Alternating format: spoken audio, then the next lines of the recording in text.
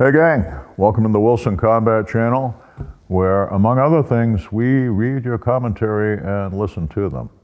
Those of you who are new here, we hope you'll subscribe. My name is Massad Ayoob, and today we're at the Circle WC Ranch, Bill Wilson's ranch in Texas. On point with those commentaries that we invite. A while back, I did one on what to do when you're pulled over for a routine traffic stop while you're carrying a gun. And one of the recommendations I made was that you let the officer know you're legal to carry. When the cop finds out you're carrying a gun, particularly in a jurisdiction where you're required to notify, and you have not notified, things can get kind of unpleasant. In those commentaries, several people said, "Whoa, Ayoob is full of it. Look at poor Philando Castile, who got killed doing that." Let's talk about that case. The death of Philando Castile in 2016 at the hands of police officer Jeronimo Yanez. First, it's not what some people think it was, not just a routine traffic stop. Philando Castile and the vehicle he was driving fit the description of an armed robber and the robber's vehicle from earlier in that day. The reason a second officer is present on the dash cam videos that we all saw and that you can see, we'll have a link for you. The reason for that officer was thinking he was pulling over a suspect. Yanez had called for backup. He had noticed a brake light was out on the vehicle, which was a logical reason, what we call reasonable articulable suspicion, to stop the vehicle in the first place. He had approached the side of the driver's side of the vehicle and politely identified himself and asked for the usual license, registration, etc. Philando Castile says, "I have a gun," not "I have a permit," and that's really important. "I have a gun" can be construed as a threatening statement. You see the officer's hand starting to hover near his SIG P220 and the Safariland duty holster. And he tells Mr. Castile, "Don't take it out." And then it escalates, and you see him go to, "Don't take it out, don't take it out!"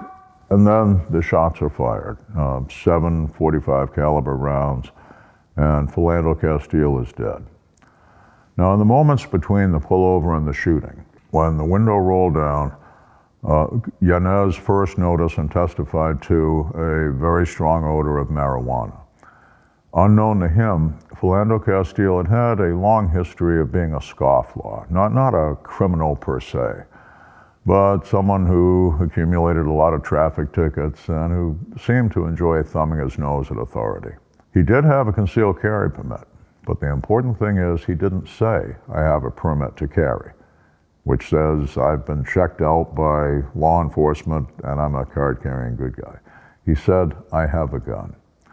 The gun in question, the gun that was recovered from his body, was a Diamondback FS. The FS stands for full size, and it's essentially a clone of a 9mm Glock 17. The officer said that the reason he drew and fired was that the gun was already in Castile's hand, and he could see the top of the slide as it was coming out of the pocket. The expert witness for the defense in that case is a man I've known for many years, attorney and master firearms instructor Emmanuel Capelson.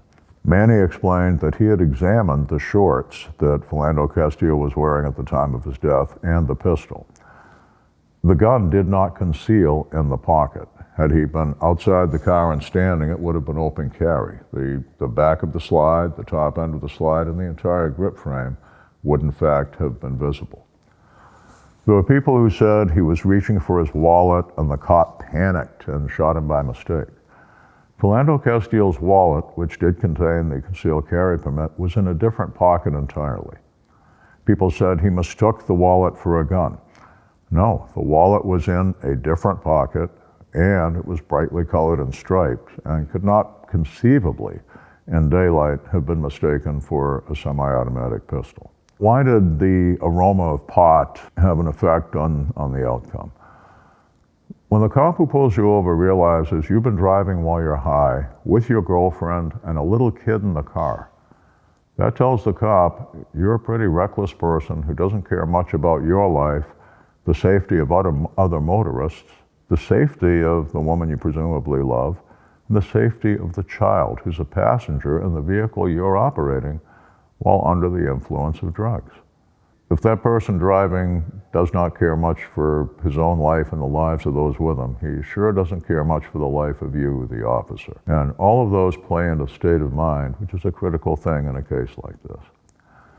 If you understand what really happened, why he was pulled over, what the circumstances were, the hand on the gun and the gun coming out of the pocket at the time the shots were fired, you can understand why Officer Jeronimo Yanez, when he was tried for manslaughter, was in fact acquitted, and acquitted on all charges.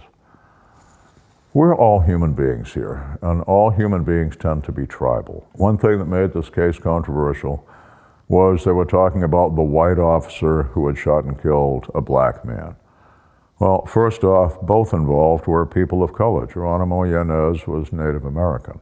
Some saw it as blue versus neutral. Okay, the cop versus one of us. And many of us in the concealed carry community, because we carry concealed pistols with concealed carry licenses too, saw one of us shot and killed by one of them. And consciously or subconsciously, that colored, no pun intended, the way many interpreted the situation. When someone who doesn't look like you kills someone who does look like you, we tend, if not consciously, at least subconsciously, to identify with the person who got killed, and that colors our view of the events. Go back and look and listen to that video. There'll be a link here, and you'll be able to find it on YouTube. You'll find out what I've told you is how it went down. Dig into it.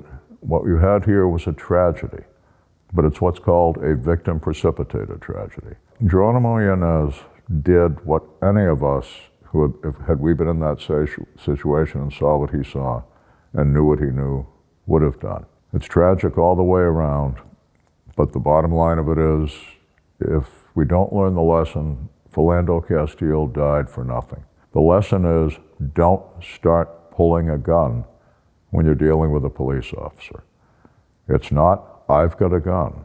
It's, I'm licensed to carry, I do have it on. I've been on both sides of that tribal element. I carried a badge for 43 years, but I was an armed citizen before they pinned a badge on me, and I've been an armed citizen since. I see it from both sides, and that's what I see now as retired from law enforcement and an armed citizen.